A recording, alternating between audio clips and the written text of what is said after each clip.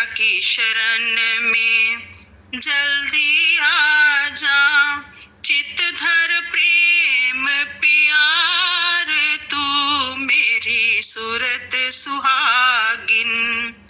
मांग भरा भक्ति सिंदूर से, मांग परम श्रृंगार तू मेरी सूरत सुहागिन।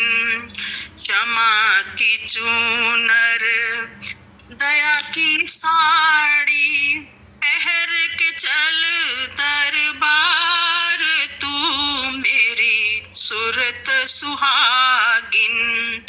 पिया के महल का सुख आनंद ले, डाल जगत सिर छार तू मेरी सूरत सुहागिन। राधा स्वामी सासे प्रीतम, चरण कमल ही थार तू मेरी सूरत सुहागिन। मानुष जन्म सुधार तू मेरी सूरत सुहागिन। जगत व्याप्तम ब्रह्मा विष्णु शिवात्मकम, गुरु परतरम नहीं किंचित तस्मै श्री गुरुवे नमः। सर्वे भवन्तु सुखिनः, सर्वे सन्तु निरामया, सर्वे भद्राणि पश्यन्तु मा कश्चित् दुःखभाग् भवेत्। गुरुर्ब्रह्मा गुरुर्विष्णु गुरुर्देवो महेश्वरः, गुरुर्साक्षात् परब्रह्म तस्मै श्री गुरुवे नमः। परम तत्व परम पुरुष पूर्ण धनी मालिक के कुल हजूर पुष्करनाथ जी महाराज की पवित्र आत्माओं, सभी सत्संगी भाइयों बहनों बच्चों बुजुर्ग माताओं सबको राधा।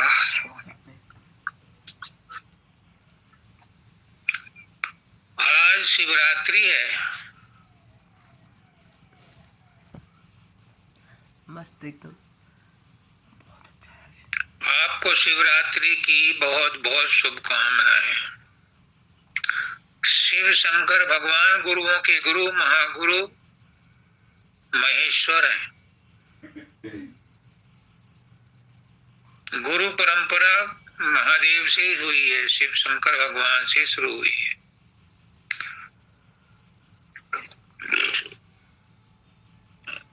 लेकिन एक बात है, शिव शंकर भगवान मनुष्यों के गुरु नहीं है, देवताओं के हैं। शिव शंकर भगवान गुरुओं के गुरु हैं।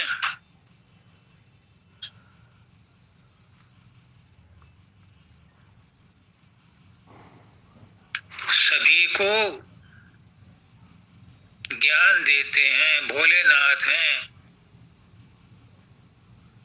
यहाँ तक कि विष्णु भगवान भी शिव शंकर का ध्यान करते हैं और शिव शंकर विष्णु का ध्यान करते हैं। ये तो उनमें आपस में अपना एक दूसरे के प्रति समर्पण है,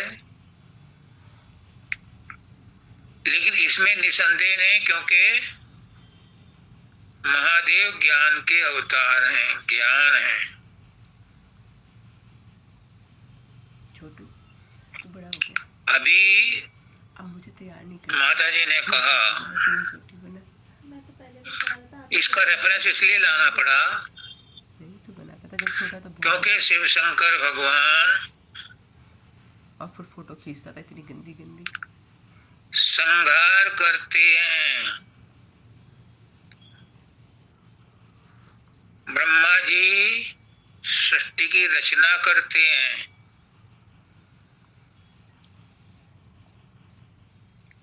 विष्णु भगवान उसका पालन करते हैं।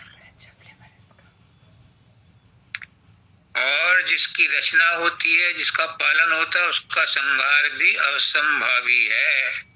तो शिव शंकर भगवान इस सृष्टि का संहार करते हैं, इसको अपनी जगह वापस पहुंचा देते हैं, फिर दोबारा से उत्पन्न होने के लिए।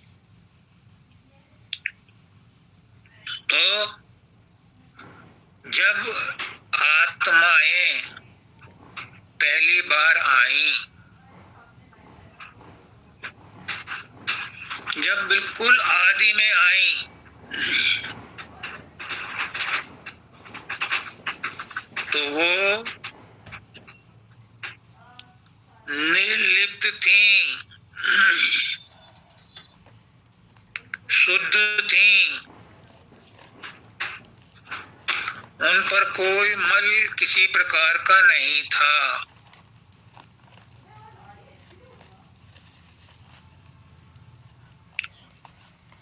तो शुरू में ब्रह्मा जी को भी अथक प्रयास करना पड़ा कि रचना कैसे बढ़े, क्योंकि रचना हो नहीं रही थी। जो होते थे वो अपना पूजन में रखते थे, घर गृहस्थी में फंसते नहीं थे। तो सृष्टि का विस्तार कैसे हो? फिर ये लंबी कहानी है, मेरा क्षेत्र नहीं है। मैं तो इसमें से एक नुक्ता निकालना चाह रहा हूं। मेरे गुरु ने जो मुझे समझाया है, मैं उन्हीं को ऊपर रख करके जो वो कहलवा रहे हैं वही कह रहा हूं। जब वो यहाँ आ गई, तब माया में और काल के बंधन में फंस गई। तो जिसने बंधन में फंसाया है, छुड़ाएगा वही। जिसने हमें भेजा है, हमें ले जाने की जिम्मेदारी भी उसी की है। जब एक लड़का शादी करके लाता है अपनी वधू को उसके मायके से, तो उसे खिलाने पिलाने, रहने सहने, कपड़ा देने की जिम्मेदारी उसी की होती है, क्योंकि वो पालन करता कहलाता है। तो ब्रह्मा जी ने पैदा कर दिया, विष्णु भगवान ने पालन किया, और शंकर भगवान उसका निस्तार करेंगे। तीनों शक्तियां एक ही हैं, ब्रह्म की ही शक्तियां हैं तीनों, ब्रह्मा विष्णु महेश। तो माता जी ने कहा, जिसने बंधन में फंसाया है, छुड़ाएगा वही। संत मत के हिसाब से भी मैं संत मत का ढोल बजाऊंगा, क्योंकि मैं तो पढ़ाई इसी कॉलेज में हूँ, संत मत के स्कूल में पढ़ा हूँ। मेरे गुरु ने जो ठोक ठोक करके मुझे समझाया, मैं तो वही बताऊंगा। जब हम यहाँ आकर के फंस गए, पिंड देश में आ गए, शरीर में फंस गए, तो जीव कहलाए। पहले आत्मा थे, अब जीवात्मा कहलाए। और जब उस मालिक ने देखा कि मेरी जीवात्माओं पर काल और माया बहुत जुल्म कर रहे हैं, बहुत फंसा रखा है, बहुत मारते पीटते हैं, और रोने भी नहीं देते, मारते पीटते हैं, रोने भी नहीं देते, क्योंकि दूसरी चीजों में ध्यान बटा देते हैं, रोने का भी फुर्सत नहीं मिलती। अगर रो ले इंसान, अगर दुख में रो ले, तो उसका उद्धार तुरंत हो जाता है।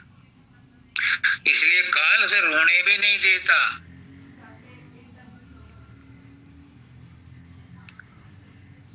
तो वो मालिक फिर सदगुरु का चोला धारण करके उन्हें छुड़ाने आता है। तो जिसने बंधन में फंसाया है, छुड़ाएगा वही। जाल माया मोह के आकर कटाएगा वही। ये उसकी जिम्मेदारी है कि हमें निकाले। लेकिन कब कोई निकलने वाला हो तब। हम तो दुखों में दुखी रह करके उन्हें छोड़ना नहीं चाहते। परमात्मा के पास कोई नहीं जाना चाहता। पुष्करनाथ जी महाराज, महाराज दयाल जी महाराज कई बार बताते थे कि एक बार नारद जी आए, उन्होंने देखा कि यहाँ मृत्यु लोक में बहुत जीव दुखी हैं।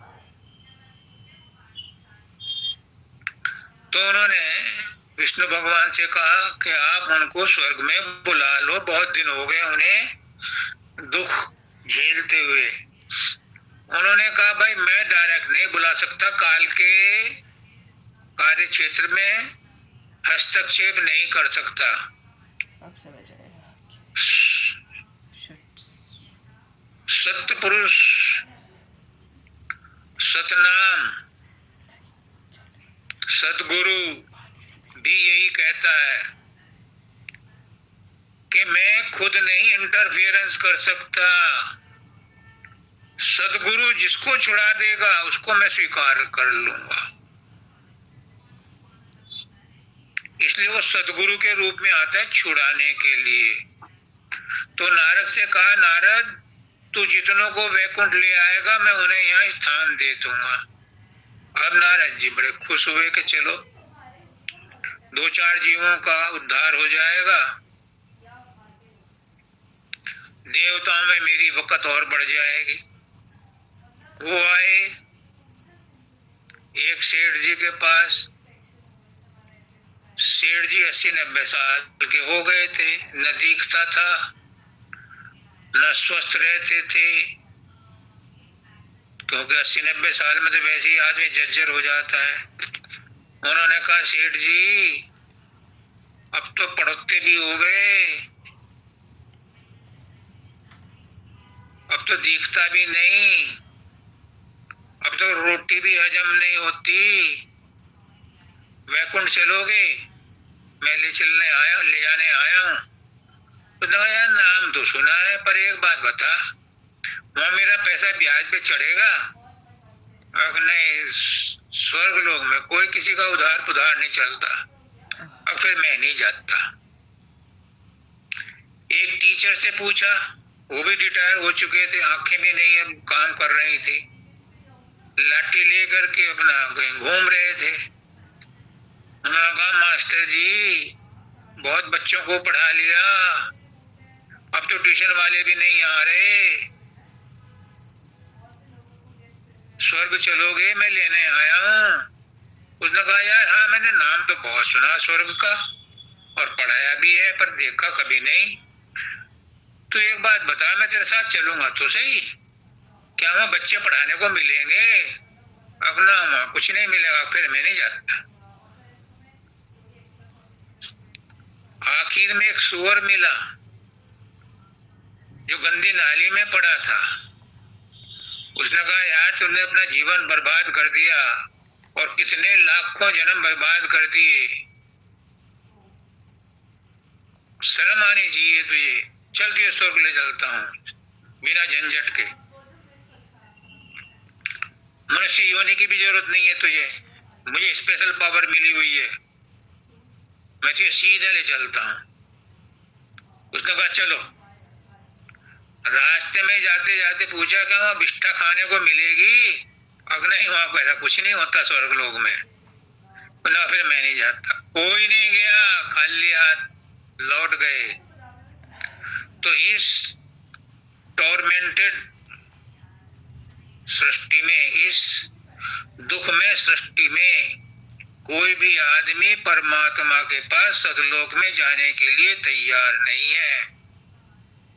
कहने को तो जमाने जमा कर सब कह देंगे हाँ जी हम चलने को तैयार हैं, पर जब उनसे कहा जाए कि एक शर्त है, संसार का माया मोह बंधन राग आसक्ति छोड़नी पड़ेगी, ये नहीं होती, तो फिर कैसे जाएगा? गुरु कैसे ले जाए? क्योंकि सतलोक में कोई भी मिलावट नहीं चलती।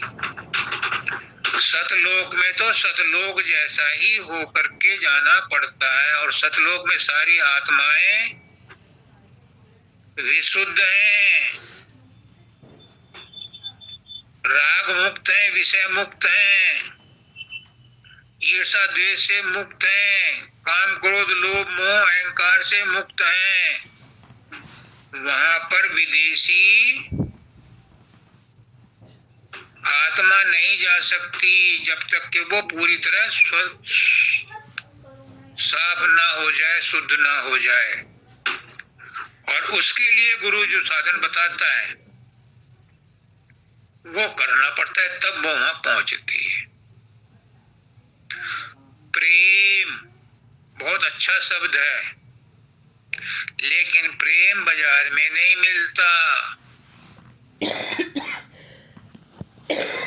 जो प्रेम तुम करते हो वो मोह है।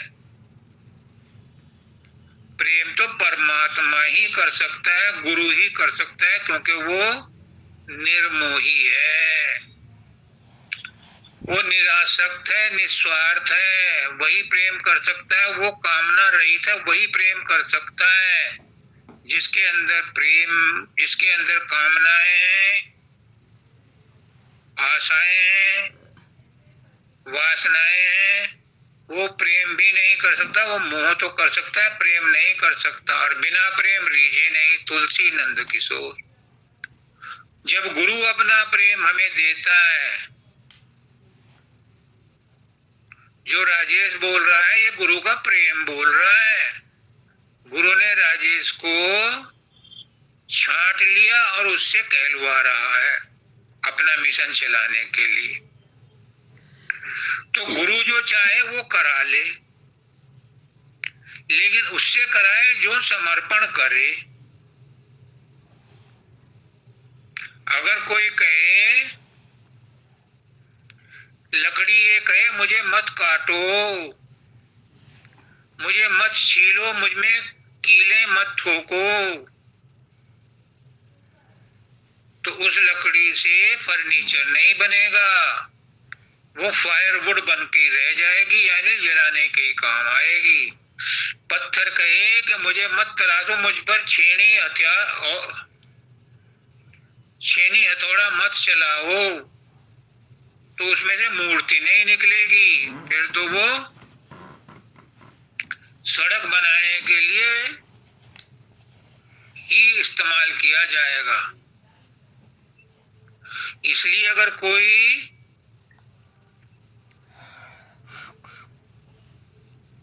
साधक, कोई शिष्य ये कहे गुरुदेव मुझसे ये नहीं होता, मुझसे ये नहीं होता, मुझसे ये नहीं होता, मुझे अपने आप ले जाओ उठा के, तो गुरु किसी को जबरदस्ती नहीं ले जा सकता। गुरु किसी के दिल में जबरदस्ती आकर के नहीं बैठ सकता, उसके लिए खाली स्थान चाहिए। और उसकी जिम्मेदारी उस आदमी की है, उस आत्मा की है कि जो उसे बुलाना चाहता है।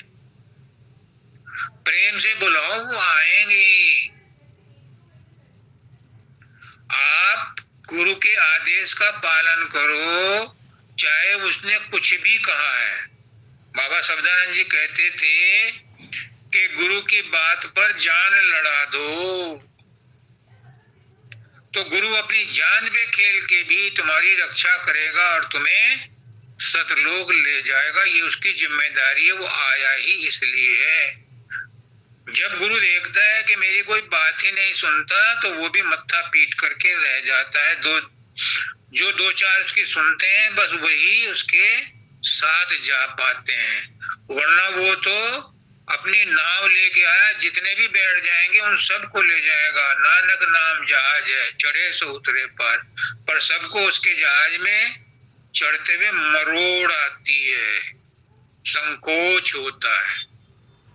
क्यों? क्योंकि संसार प्यारा लगता है, संसार के रिश्ते प्यारे लगते हैं।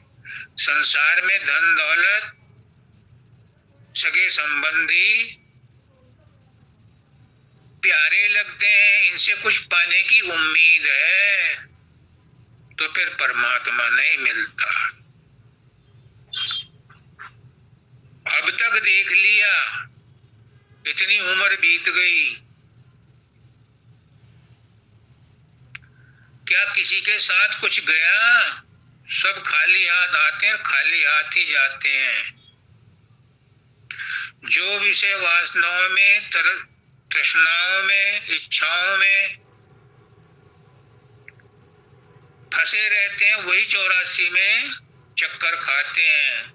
सतयुग में भी हम ही थे, द्वापर में, त्रेता में भी हम ही थे, द्वापर में भी हम ही थे, कलयुग में भी हम ही हैं। और जाने कितनी चतुर्युगी बीत गई,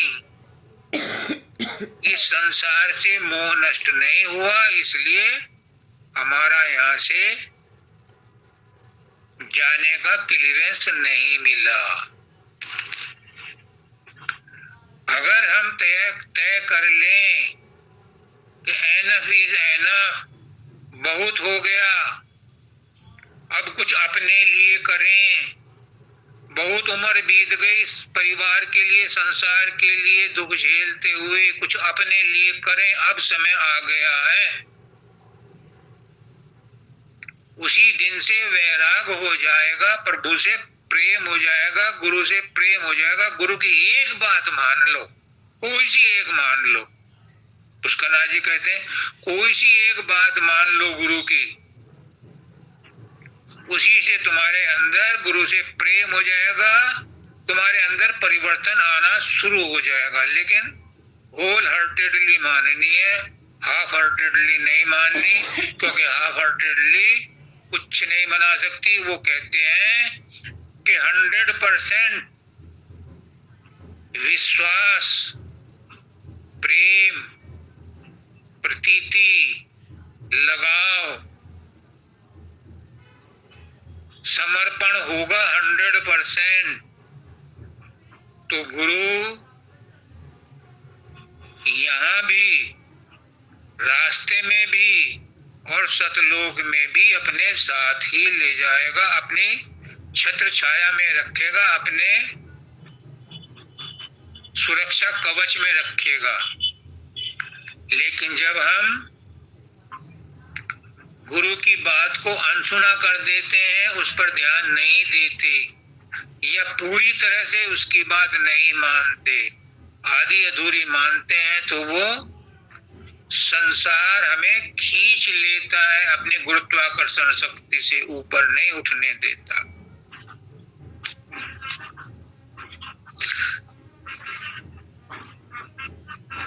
जिनको अकुलाहट हो रही है, जिनको व्याकुलता बढ़ गई है, मैं कहता हूं इसे और भड़काओ।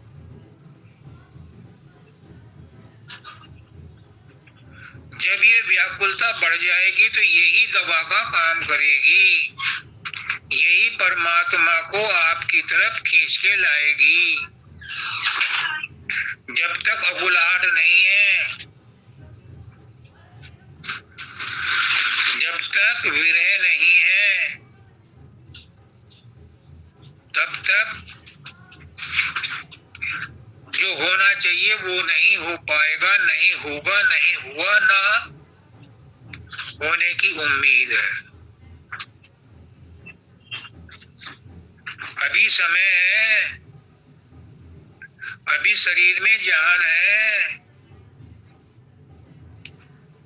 कुछ समय बाद ऐसा भी समय आएगा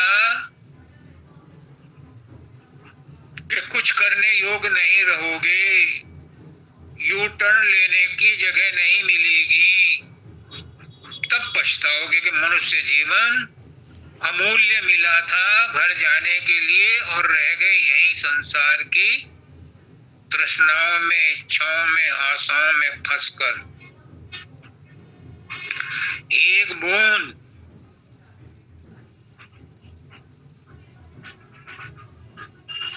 जो आकाश में उड़कर समुद्र में मिलने का हौसला रखती थी, उलझ के रह गई रेत के चंद कणों में।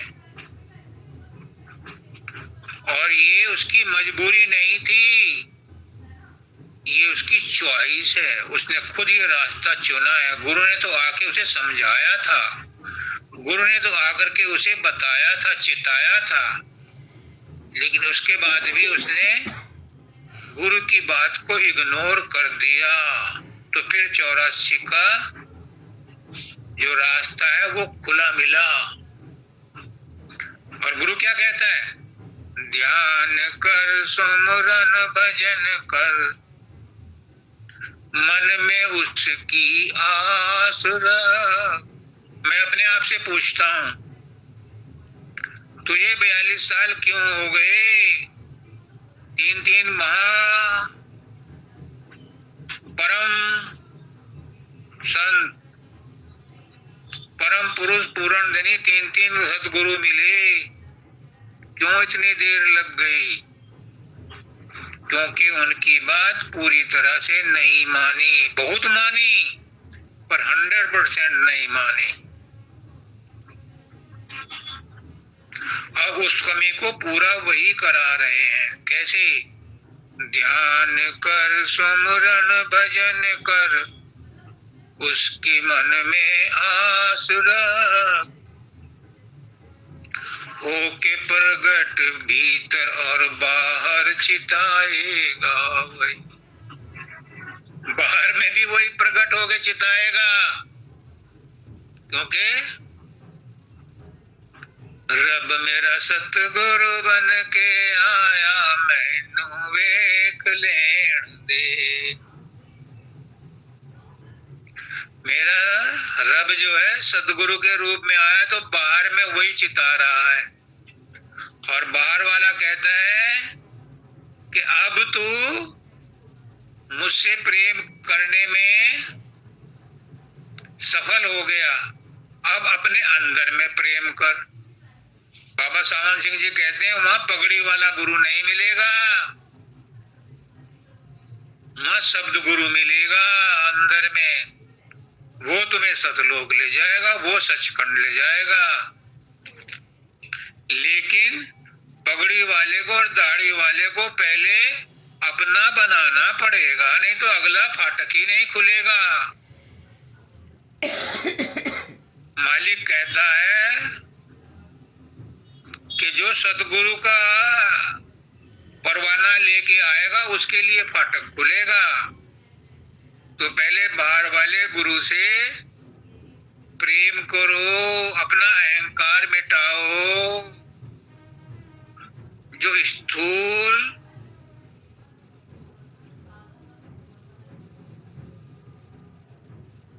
दोष है वो स्थूल गुरु के साथ मिलकर के ही मिटते हैं। याद कर लो, नोट कर लो, स्थूल शरीर के जितने भी दोष हैं, कमियां हैं, अवगुण हैं, वो स्थूल गुरु के प्रेम से ही कटेंगे और कोई रास्ता नहीं है। और सूक्ष्म रूप में जो अंतःकरण है, मन बुद्धि चित्त अहंकार, इसके दोष सूक्ष्म गुरु के रूप में कटेंगे। जब नूरी रूप प्रकट होगा अंदर में, तब मन के रोग कटेंगे, मन के विकार हटेंगे।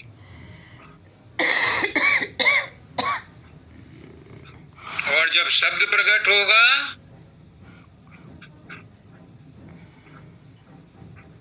तो त्रिकुटी तक तो ब्रह्मांड है, त्रिकुटी से ऊपर शून्य में 10वां द्वार है।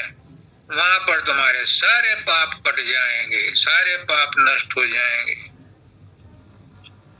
शून्य में 10वां द्वार पार करके तुम मालिक के सचखंड के इलाके में पहुंच जाओगे। वहां पर मालिक तुम्हारी अपने आप देखभाल करेगा। और इतनी गारंटी है, जो 10वां द्वार पार कर लेता है 9 द्वारें छोड़ के 10वें में निकल जाता है, उसका फिर अंडपिंड ब्रह्मांड में जन्म नहीं होता।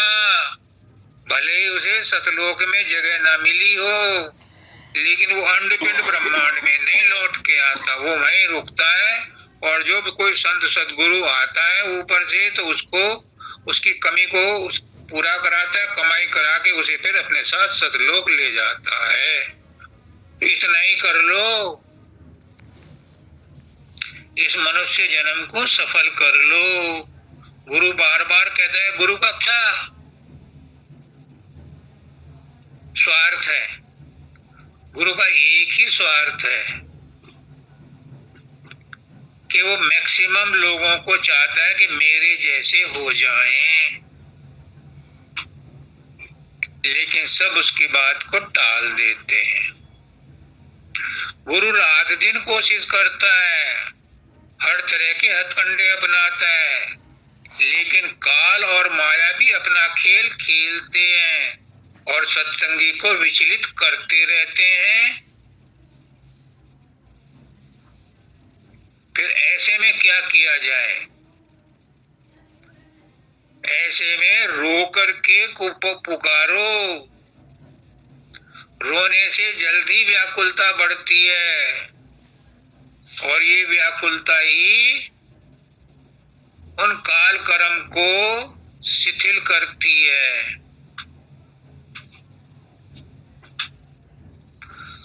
कोई सा भी तरीका अपना लो, पर इस पिंड देश को, ब्रह्मांड को छोड़ने का निश्चय कर लो, क्योंकि फिर ऐसा अवसर हाथ नहीं आएगा। अभी तो तुम्हें मनुष्य जन्म भी मिला हुआ है, गुरु ने नाम भी दिया है, गुरु भी मिला है, नाम भी दिया है, सत्संग भी दिया है, सभी कुछ फेवरेबल है। बस कमी है इस संसार से मोह को छोड़ने की। जैसे ही तुम संसार को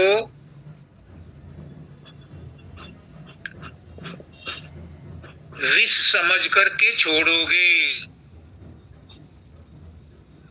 वैसे ही तुम्हारी आत्मा शब्द के साथ जुड़ करके पक्षी की तरह उड़ेगी। नीचे से तो वो चींटी की चाल चलती है, तीसरे तिल से वो त्रिकुटी तक चींटी की चाल चलती है, फिर वहां से ऊपर वो मकड़ी की तरह चलती है, और 10वें द्वार के बाद वो पक्षी की चाल चलती है, विहंगम की, और सतलोक में वो हंस गति हो जाती है उसकी। ये सारी बातें तुम्हें लुभावने और तरसाने के लिए रोचक और भयानक बातें इसलिए बताई जाती हैं कि आपकी रुचि बढ़ जाए, कि उस संसार में, उस संसार नहीं कह सकते, उस देश में कोई भी कष्ट क्लेश नहीं है, एक रस रहता हुआ जीवन मृत्यु भी नहीं है। तो कभी तो उसकी तरफ तुम्हारा रुझान हो जाए। तुम संसार की किसी अच्छी बात को सुन लो तो एकदम से रुचि हो जाती है, उधर ध्यान लग जाता है, उसी का स्वप्न देखने लगते हो। और गुरु इतनी बार सतलोक की बात बताता है, उसके बारे में कभी रुचि ऐसी नहीं बढ़ती कि मैं भी वो पकड़ लूं। अफसोस इस बात का है कि वो मालिक हमारे अंदर है, वो सतगुरु हमारे अंदर बैठा है, लेकिन हमने कभी अपने आप से ये नहीं कहा कि हमारे अंदर जो बैठा है, जिसके बिना हम रह नहीं सकते, हम अब तक उसके बिना कैसे रह रहे हैं। कभी अपने आप को नहीं आपने टोका कि जिसके बिना नहीं रह सकते और वो हमारे अंदर है, तो अब तक हम उसके बिना कैसे जीवित हैं? और अब तक हो गई तो हो गई, अब क्यों नहीं हम उससे मिल लेते जो हमारे अंदर ही बैठा है?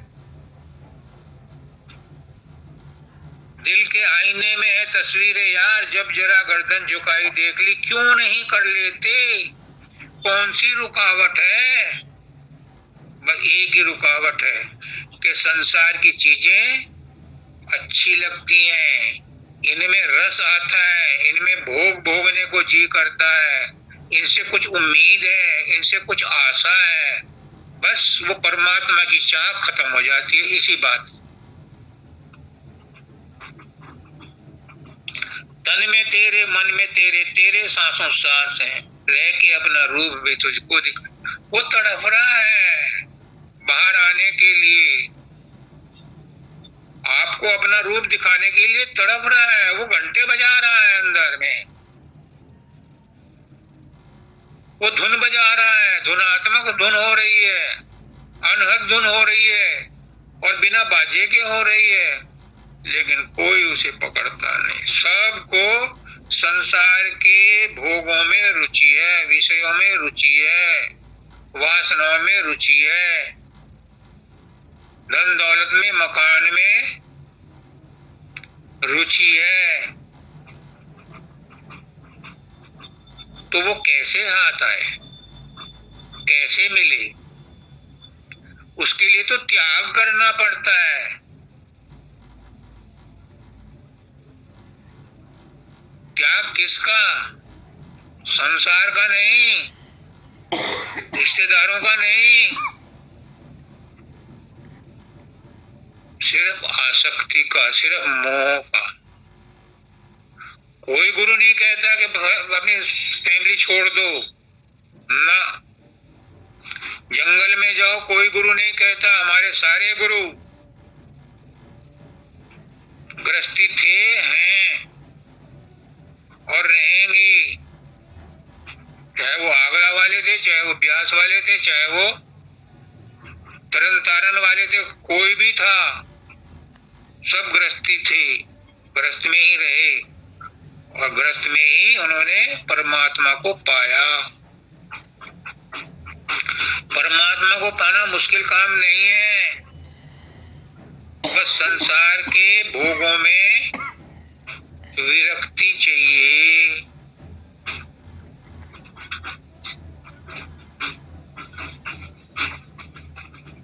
तुझको क्यों चिंता है? खटपट को मिटाएगा वही, लेकिन किसकी?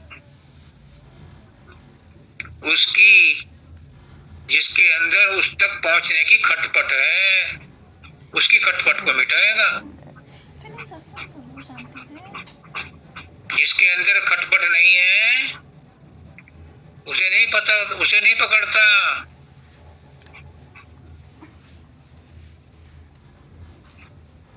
उसे नहीं पकड़ता, वो उसी को पकड़ता है कि जिसके अंदर विरह की अग्नि जल गई, जिसे संसार फीका लगने लगा, बस उसी को परमात्मा अपनी तरफ खींचता है, वरना तो सब संसार में लिप्त हैं। और वहां तक पहुंचने का रास्ता बता दिया उसने, क्या? नाम की धुन राग अनहद में सुनाएगा। उसके पहुंचने का रास्ता शब्द की डोर है, अनहद नाद है जो हर एक के घट में बज रहा है। जो उसे पकड़ेगा वो वहां तक पहुंचेगा। ये बातों का पुलाव नहीं है,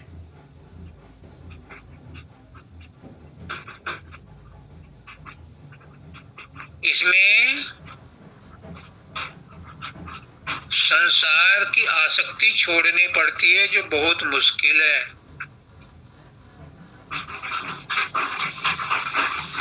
अब जो आचार्य राधा ने कहा,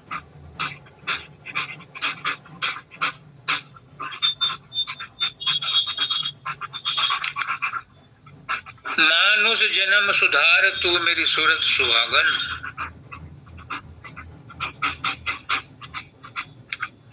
ये मनुष्य जन्म बड़े भाग्य से मिलता है। हम बड़े भाग्यशाली हैं। मनुष्य जन्म मिला और सत्संग मिला और सतगुरु मिला और सतनाम मिला।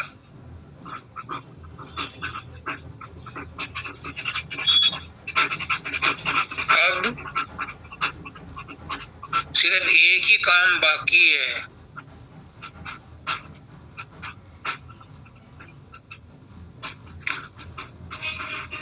कारवां तो मिल गया,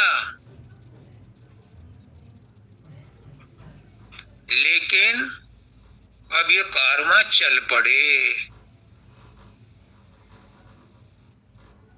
यानी हम इस रास्ते पे चल पड़े और इसी को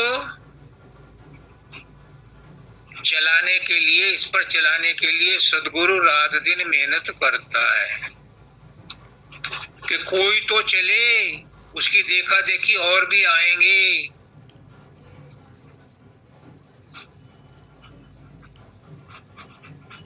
और कब आएंगे? तुम आस करो, विश्वास करो, गुरु बेड़ा पार करेंगे जी। जो गुरु पे विश्वास करता है, आस करता है, उसका बेड़ा पार हो जाता है। जिसे गुरु की बात पे विश्वास नहीं है और अपने आप या तो प्रयास नहीं करता या अपने बलबूते पे प्रयास करता है, तो वो सफल नहीं होता। क्योंकि बाहर में बिना गुरु के कोई काम नहीं होता, तो अंदर में तो और भी भयानक रास्ता, बहुत संकरी गली है। अंदर में तो बिल्कुल ही अनजान है।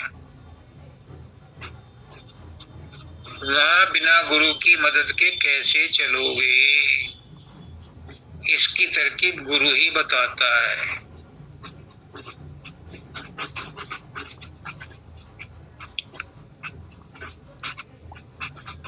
अंदर में जाने के लिए कौन से साधन अपनाओगे? उस शब्द को सुनने के लिए कौन से साधन अपनाओगे?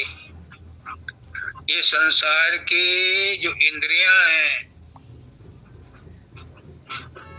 कर्मेंद्रियां और ज्ञानेंद्रियां, ये आपकी मदद नहीं कर सकती।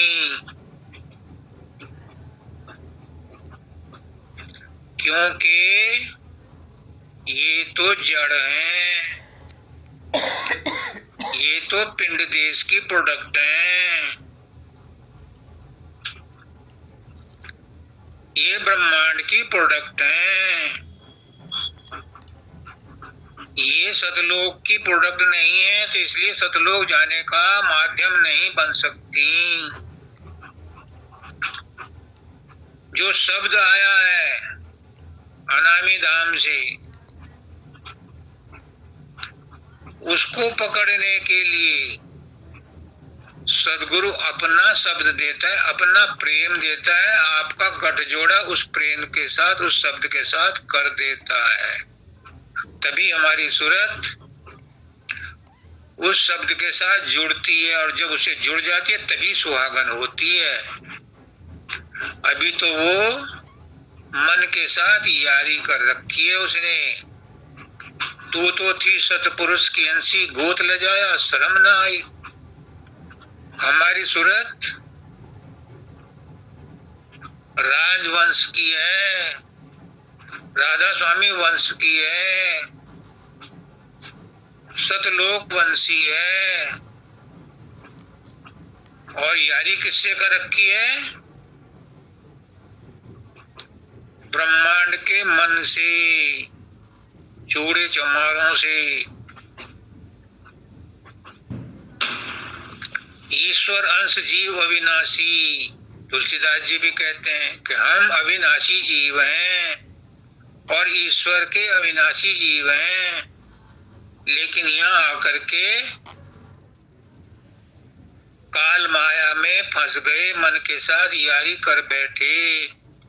मन के साथ यारी की जा ली है, कर ली है, लेकिन मन के साथ मिला नहीं जा सकता। जड़ और चेतन का कभी मेल नहीं हो सकता। संयोग तो हो सकता है और हुआ है, हो रखा है संयोग। जब अपने अंश के साथ योग हो जाएगा तो फिर ये संयोग टूट जाएगा। जो जड़ चेतन की गांठ है ये खुल जाएगी जब चेतन का चेतन के साथ योग हो जाएगा।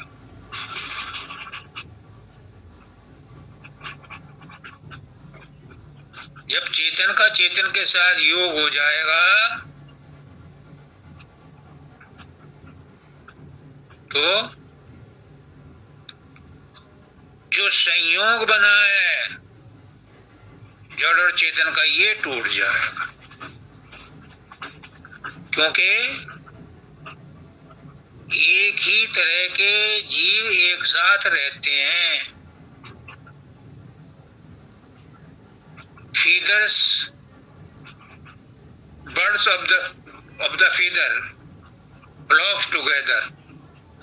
एक ही तरह के पक्षी एक साथ उड़ते हैं।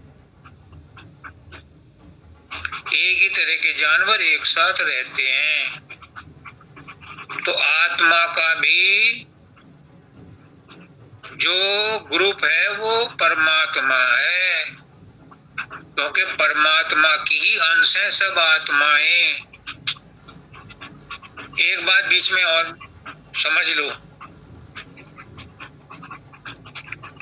कभी कभी आती है ये बात, सदगुरु कई बार ऐसे नुक्ते, ऐसी अनकही चीज कहलवा देता है कि आप ढूंढते रह जाओगे, फिर नहीं मिलेगी ढूंढने के बाद।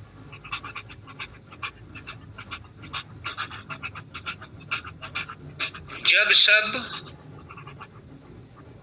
आत्माएं उस परमात्मा की ही रूप हैं, उसी की अंश हैं,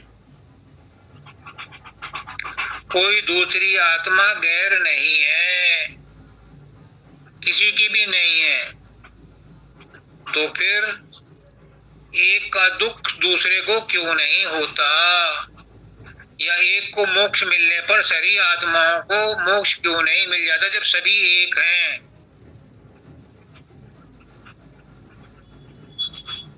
नहीं क्वेश्चन समझ में आया? पहले क्वेश्चन ही समझ लो। मेरे गुरु कहलवा रहे हैं कि हम सब जानते हैं, समझते हैं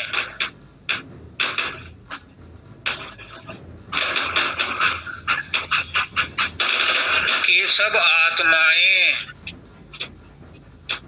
एक ही हैं। एक ही परमात्मा ने जब कहा मैं एक से अनेक हो जाऊं, तो सब रूपों में वही परमात्मा वास करता है। फिर किसी को दुख और किसी को सुख क्यों होता है? एक आत्मा का दुख दूसरी आत्मा को महसूस क्यों नहीं होता जब सब एक ही हैं? एक आत्मा के मोक्ष होने पर सभी आत्माएं मोक्ष क्यों नहीं हो जाता? गुरु मुक्त है तो सभी आत्माएं उसके साथ जो जुड़ गई वो मुक्त क्यों नहीं हो जाती? ये प्रश्न है।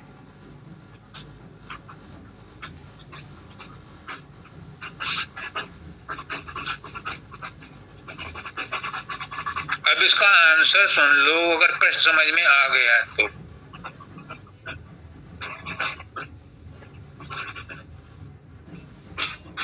ये उन प्रबुद्ध आत्माओं के लिए आज सदगुरु बोल रहा है। मेरा सदगुरु महान है, दयालु है,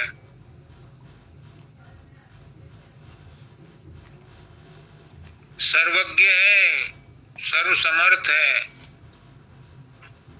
वो चेता रहा है प्रश्न ही समझ में नहीं आता तो उत्तर क्या समझोगे? गुरु कहता है कि ये जो दुख सुख हो रहे हैं, ये जो मुक्ति और बंधन है,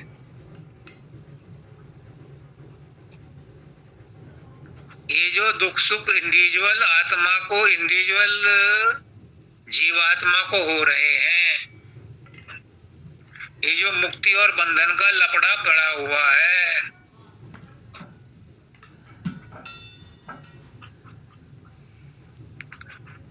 ये तो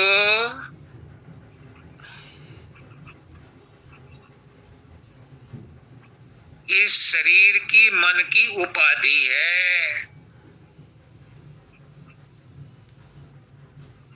ये इस जीवात्मा की उपाधि है। जब हम इस उपाधि को छोड़ के, इस उपाधि को भूलकर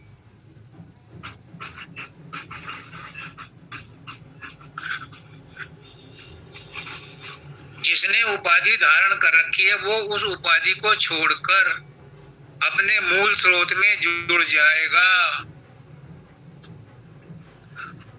वो रोशन जमीर हो जाएगा। उसको कोई दुख तकलीफ, बंध और मोक्ष प्रतीत नहीं होगा। तो एक आत्मा, एक जीवात्मा एक शरीर में रहती हुई जब अपने को उस स्तर पर ले जाएगी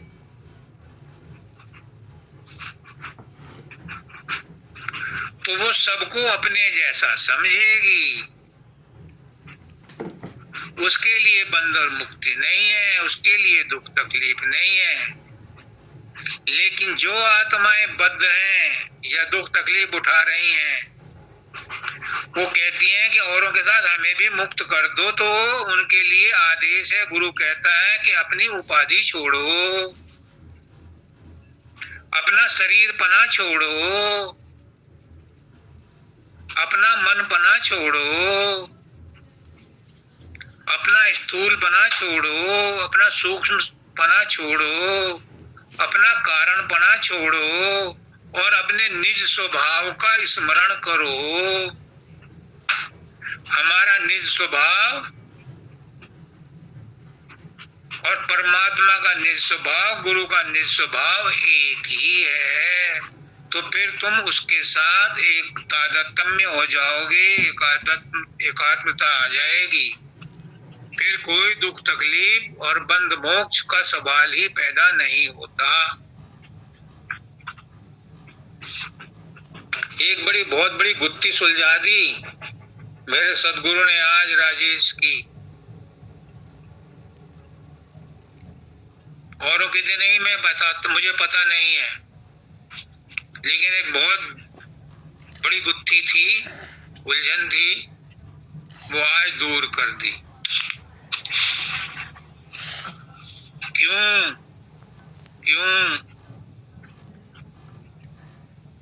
क्योंकि आज गुरु को समझा है कि गुरु क्या है।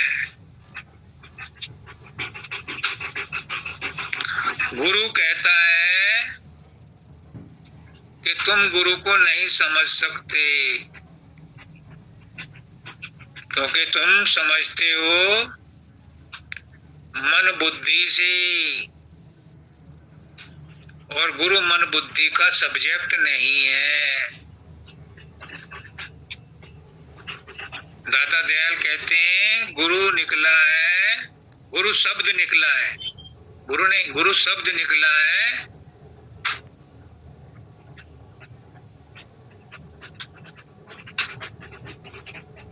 गिरा, शब्द से गिरा, संस्कृत का वर्ड है गिरा, और गिरा का हिंदी मीनिंग है शब्द। तो गुरु शब्द है।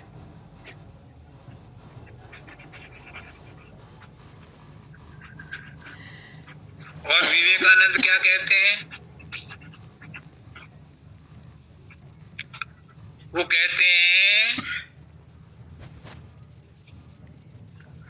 कि गु, इस शब्द में दो अक्षर हैं, गु और रू। गुरु है जो गुण वाला है, गुणातीत है।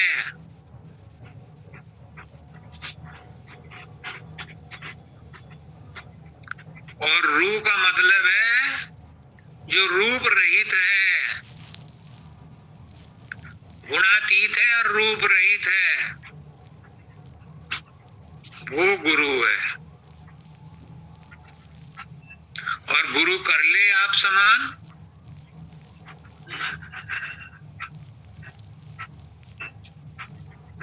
मतलब आपको भी गुणातीत बना दे, आपको भी रूप रहित बना दे, वही गुरु है।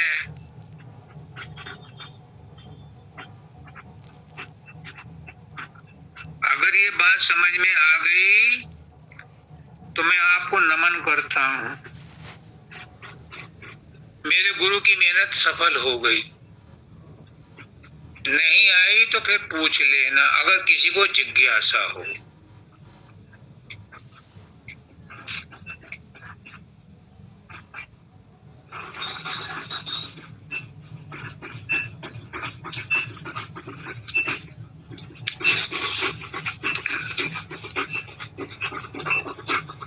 आगे कहते हैं, जो राजा का शब्द है, पिया के महल का सुख आनंद ले।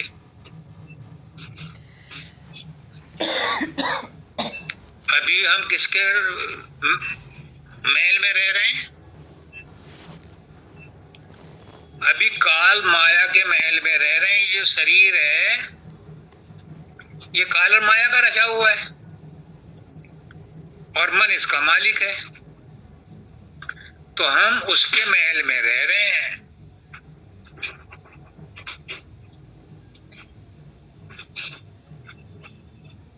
और हमें जाना कहाँ है? पिया के महल में। और पिया कहाँ है? सतलोक में। पंचम किला तख्त सुल्तानी।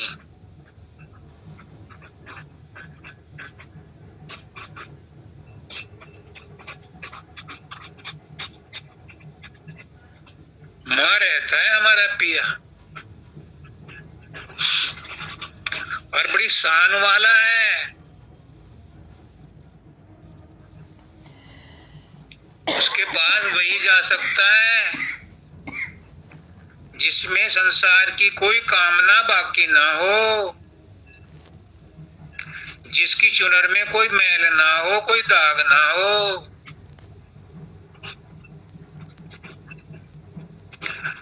कबीरदास कहते हैं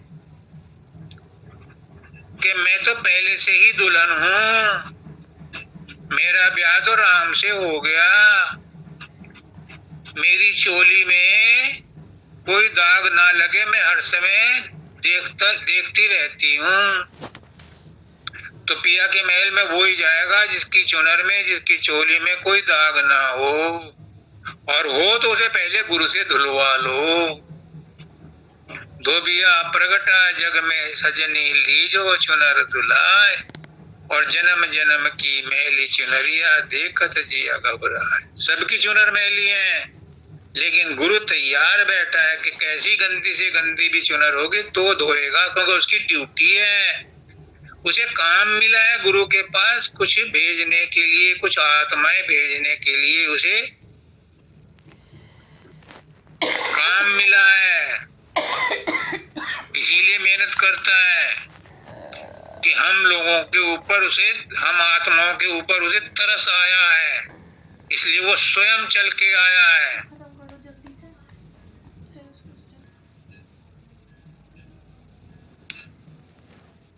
और जो मैंने पहले कहा था वो ये कह रहे हैं, डाल जगत सिर छार तो, जगत का लोभ, जगत का मोह छोड़ना पड़ेगा। सुख, संसार का जो सुख मिल रहा है, सबको सुख की इच्छा है, सब सुख चाहते हैं और सब उस सुख से सुखी हैं। किसी को ये नहीं पता कि ये सुख जो है दुख का कारण है। ये सुख तो क्षण भंगुर है, क्योंकि ये संसार की चीजों से मिल रहा है। अगर आत्मा अपने आप में, अपने स्वरूप में आनंद ले तो परम शांति, परमानंद को प्राप्त कर सकती है, जिसका कोई मुकाबला संसार के सुख नहीं कर सकते। ये चॉइस आपकी है।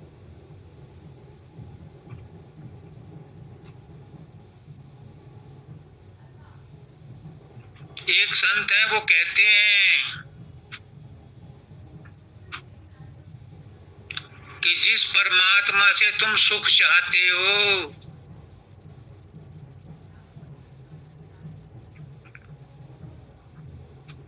वो सुख तो दुख का कारण है, दुख का मूल है। वो तो संसार में फंसाए रखेगा। बाबा फकीर कहते हैं कि जो मैं बांटने आया हूं उसे तो कोई ग्रहण नहीं करता, और मुझसे संसार की चीजें मांगते हैं। संसार में तो तुम पहले ही बंधे हुए हो, मैं और क्या तुम्हें संसार का सुख दूं? संसार के दुख तो तुम्हें बांधे हुए हैं। जो मैं तुम्हें आत्मज्ञान का बात बता रहा हूं वो कोई लेने को तैयार नहीं, सुनने को तैयार नहीं। उसी से परम आनंद मिलेगा, उसी से जन्म मरण का छुटकारा मिलेगा। संसार के सुख वो नहीं दे सकते।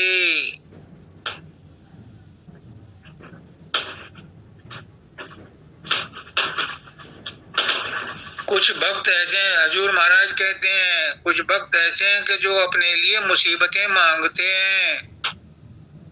कुंती ने भी मांगी थी।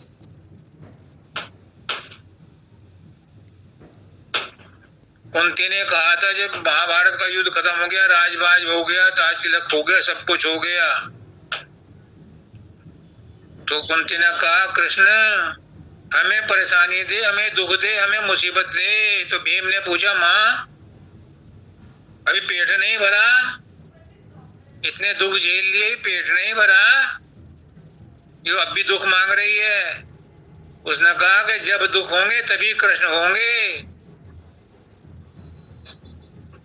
इसलिए अगर परमानंद चाहिए तो संसार के सुखों को त्यागना पड़ेगा, उनको बोलना पड़ेगा, वो फीके लगने चाहिए।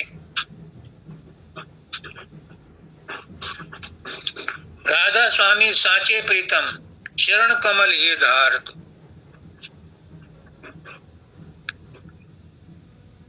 सतगुरु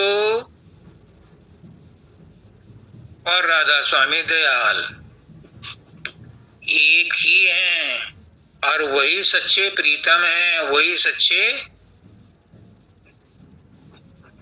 साईं हैं, वही सच्चे पति हैं, वही सच्चे माता पिता हैं। उनके चरण कमल में लग जा, उनको रिझा ले, उन्हें अपना बना ले। संत मत में तो आ गए, गुरु तो कर लिया, नाम तो ले लिया, लेकिन पति के संग ना सोई तो फिर क्या मिला?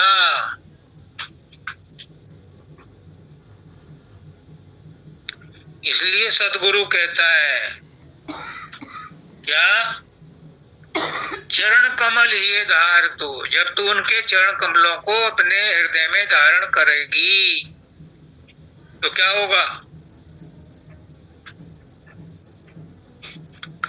पिया से मुलाकात होगी।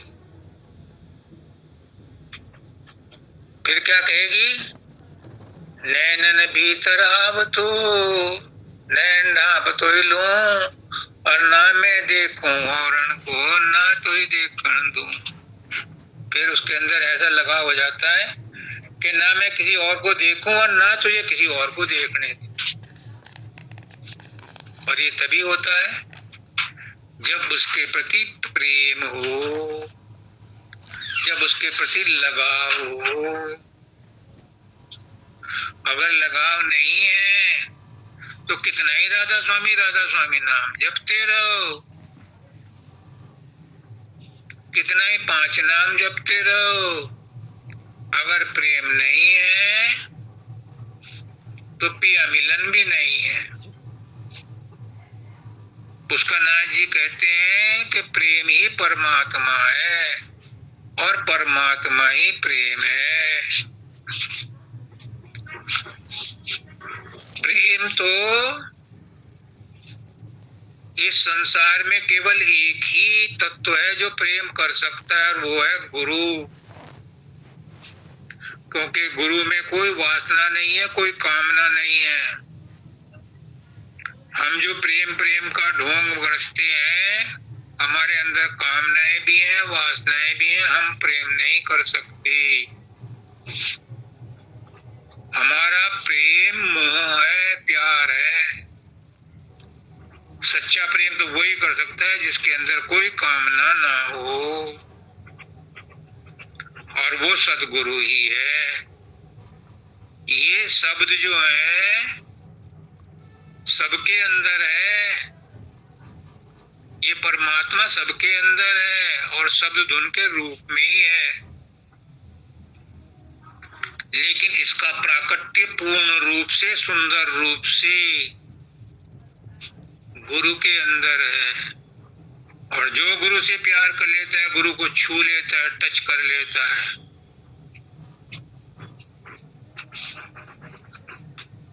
वो गुरु जैसा ही हो जाता है। उसके अंदर प्रेम का बीज उग जाता है, उसके अंदर प्रेम का अंकुर निकल आता है। गुरु के प्रेम से उसके अंदर प्रेम जागृत हो जाता है। और क्या चाहिए?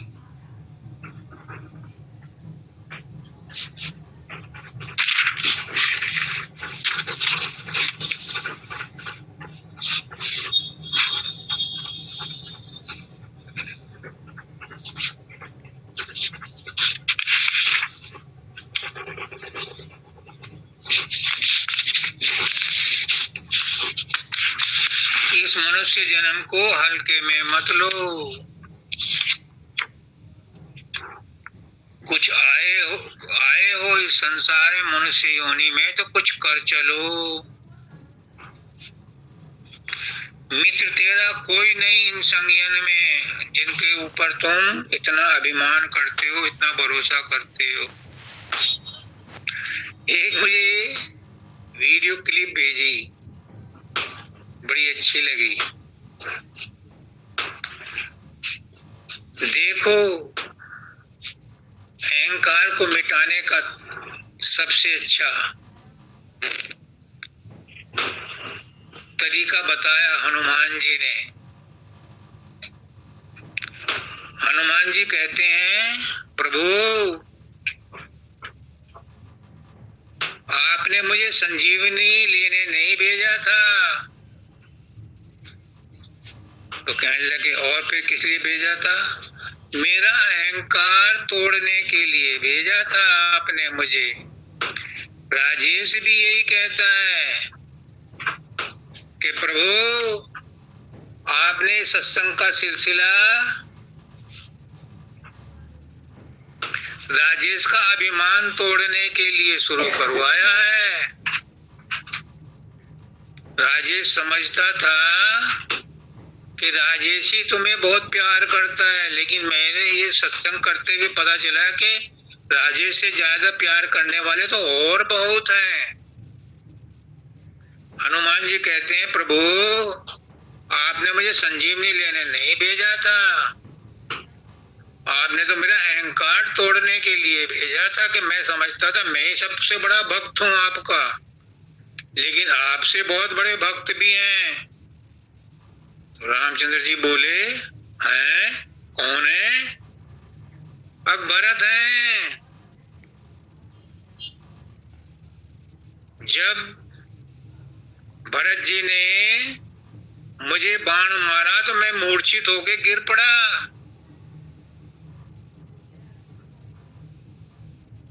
तो भरत जी मेरे पास आए और मुझे देख करके कहा कि अगर मैं राम का भक्त हूँ, अनन्य भक्त हूँ और राम की प्रति मेरी मन वचन कर्म से निष्ठा है, तो ये बानर तुरंत खड़ा हो जाए। और उनकी इतना कहते ही मैं खड़ा हो गया। उन्होंने संजीवनी नहीं मंगाई, तो मेरे से बड़े भक्त तो वो हैं।